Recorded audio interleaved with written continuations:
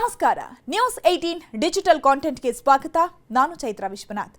ಜಟ್ಟಿ ಕೆಳಗೆ ಬಿದ್ದರೂ ಮೀಸೆ ಮಣ್ಣಾಗ್ಲಿಲ್ಲ ಅಂತಾರಲ್ಲ, ಈ ಗಾದೆ ಪಾಪಿ ಪಾಕಿಸ್ತಾನಕ್ಕೆ ಹೇಳಿ ಮಾಡಿಸಿದ ರೀತಿ ಇದೆ. ದಿನನಿತ್ಯ ಭಾರತದ ಬಗ್ಗೆ ನೆಗೆಟಿವ್ ಕಾಮೆಂಟ್ಸ್ ಮಾಡದಿದ್ರೆ ಈ ಎಡವಟ್ಟು ಗಿರಾಕಿಗಳಿಗೆ ತಿಂದ ಅನ್ನ ಜೀರ್ಣ ಆಗಲ್ಲ ಅನ್ಸುತ್ತೆ. ಈ ಸುಳ್ಳು ವೀರರ ಅಜ್ಞಾನ ಆಗಾಗ ಇಡೀ ಜಗತ್ತಿನ ಮುಂದೆ ಅನಾವರಣ ಆಗ್ತಾನೆ ಇರುತ್ತೆ. ಪಾಕಿಸ್ತಾನದಲ್ಲಿ ರಕ್ಷಣಾ ಸಚಿವ ಖ್ವಾಜಾ ಆಸಿಫ್ ಅಂತ ಒಬ್ಬ ಮೂರ್ಖ ಮೇಧಾವಿ ಇದ್ದಾನೆ. ಇವನ ನಾಲಿಗೆಗೋ ಬ್ರೈನ್ಗೋ ಸಂಪರ್ಕ ಕಳ್ಕೊಂಡು ಅದೆಷ್ಟು ದಿನ ಆಗಿದೆಯೋ ಆ ದೇವ್ರೇ ಬಲ್ಲ. ಈ ಪುಂಗಿದಾಸ ಬಿಡೋದೆಲ್ಲ ಓಳು. ಹಿಂದೊಮ್ಮೆ ಆಪರೇಷನ್ ಸಿಂಧೂರ ಕಾರ್ಯಾಚರಣೆ ವೇಳೆ ಭಾರತದ ಯುದ್ಧ ವಿಮಾನಗಳನ್ನು ಹೊಡೆದುರುಳಿಸಿದ್ದಾಗಿ ಮಾಧ್ಯಮದ ಮುಂದೆ ಬಡಾಯಿಯನ್ನ ಕೊಚ್ಕೊಳ್ತಿದ್ದ. ಅದಕ್ಕೆ ಸಾಕ್ಷಿ ಎಲ್ಲಿದೆ ಅಂತ ಆಂಕರ್ ಪ್ರಶ್ನೆ ಎಸೆದಾಗ ಸೋಷಿಯಲ್ ಮೀಡಿಯಾದಲ್ಲಿ ಅಂತ ಹೇಳುವ ಮೂಲಕ ಇಡೀ ವಿಶ್ವದೆದುರು ತಾನೊಬ್ಬ ರಿಯಲ್ ಜೋಕರ್ ಅಂತ ಸಾಬೀತುಪಡಿಸಿಕೊಂಡಿದ್ದ.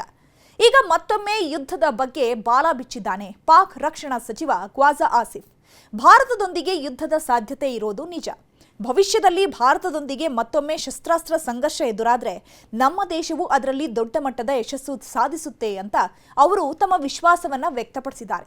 ಪಾಕಿಸ್ತಾನಕ್ಕೆ 6 ತಿಂಗಳ ಹಿಂದೆ ಇರೋದಕ್ಕಿಂತಲೂ ಈಗ ಹೆಚ್ಚಿನ ಸಂಖ್ಯೆಯ ಬೆಂಬಲಿಗರಿದ್ದಾರೆ. ಆದರೆ ಭಾರತವು ಮೇ ಸಂಘರ್ಷದ ನಂತರ ಹಲವು ದೇಶಗಳ ಬೆಂಬಲವನ್ನ ಕಳ್ಕೊಂಡಿದೆ ಅಂತ ಅವರು ಅಮೆರಿಕಾದ ಹೆಸರನ್ನ ಉಲ್ಲೇಖಿಸದೆ ಇಲ್ಲಿ ಆ ವಿಚಾರವನ್ನ ಪ್ರಸ್ತಾಪ ಮಾಡಿದ್ದಾರೆ. ಮತ್ತೊಮ್ಮೆ ಶಸ್ತ್ರಾಸ್ತ್ರ ಸಂಘರ್ಷದ ಸಾಧ್ಯತೆ ಇರೋದ್ರಿಂದ ಪಾಕಿಸ್ತಾನವು ಪರಿಸ್ಥಿತಿಯನ್ನ ಸೂಕ್ಷ್ಮವಾಗಿ ಅವಲೋಕಿಸ್ತಾ ಇದೆ. ಸಂಘರ್ಷ ಉಲ್ಬಣಗೊಳ್ಳೋದು ನಮಗೆ ಬೇಕಿಲ್ಲ, ಆದರೆ ಯುದ್ಧದ ಸಾಧ್ಯತೆ ಇರೋದಂತೂ ನಿಜ. ಇದನ್ನ ನಾನು ಅಲ್ಲಗಳೆಯೋದಿಲ್ಲ ಅಂತ ಅವರು ಪ್ರಶ್ನೆಯೊಂದಕ್ಕೆ ಉತ್ತರಿಸಿದ್ದಾರೆ. ಪರಮಾಣು ಚಾಲಿತ 2 ರಾಷ್ಟ್ರಗಳ ನಡುವೆ ಹೆಚ್ಚುತ್ತಾ ಇರುವಂತಹ ಉದ್ವಿಗ್ನತೆಯ ನಡುವೆ ಈ ಹೇಳಿಕೆಗಳು ಬಂದಿವೆ. ಕಳೆದ ವಾರ ಸೇನಾ ಮುಖ್ಯಸ್ಥ ಜನರಲ್ ಉಪೇಂದ್ರ ದ್ವಿವೇದಿ ಪಾಕಿಸ್ತಾನಕ್ಕೆ ಕಠಿಣ ಎಚ್ಚರಿಕೆಯನ್ನು ನೀಡಿ ಭಯೋತ್ಪಾದನೆಗೆ ಬೆಂಬಲ ನೀಡೋದನ್ನ ನಿಲ್ಲಿಸಿ ಅಥವಾ ತನ್ನ ಭೌಗೋಳಿಕ ಉಪಸ್ಥಿತಿಯನ್ನ ಕಳೆದುಕೊಳ್ಳಲು ಸಿದ್ಧರಾಗಿರಿ ಅಂತ ಖಡಕ್ ಎಚ್ಚರಿಕೆಯನ್ನು ಕೊಟ್ಟಿದ್ರು. ಈ ಬಾರಿ ಭಾರತ ಸಂಪೂರ್ಣವಾಗಿ ಸಿದ್ಧವಾಗಿದೆ.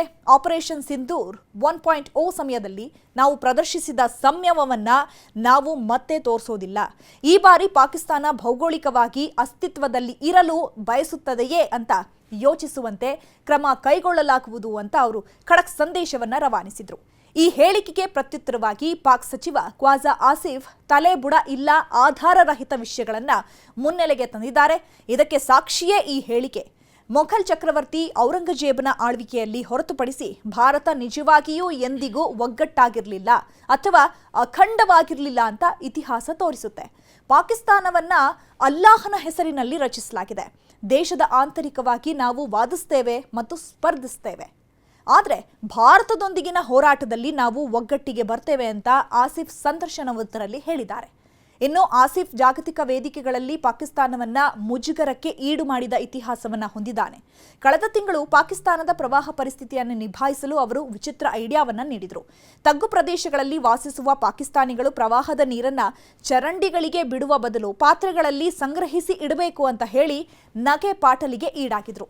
ಪ್ರವಾಹವನ್ನು ಆಶೀರ್ವಾದ ಅನ್ನುವ ಮೂಲಕ ತಾನು ಎಷ್ಟು ಬುದ್ಧಿವಂತ ಅನ್ನೋದು ಇಡೀ ವಿಶ್ವಕ್ಕೆ ತೋರಿಸಿಕೊಟ್ಟಿದ್ದ.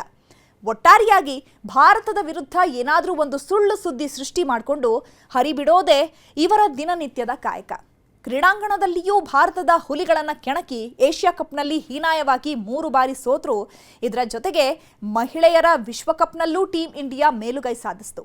ಇಷ್ಟೆಲ್ಲ ಪೆಟ್ಟು ತಿಂದ್ರು ನಾಯಿ ಬಾಲ ಡೊಂಕು ಅನ್ನೋದನ್ನ ಮತ್ತೆ ಮತ್ತೆ ಪ್ರೂವ್ ಮಾಡ್ತಿದ್ದಾರೆ.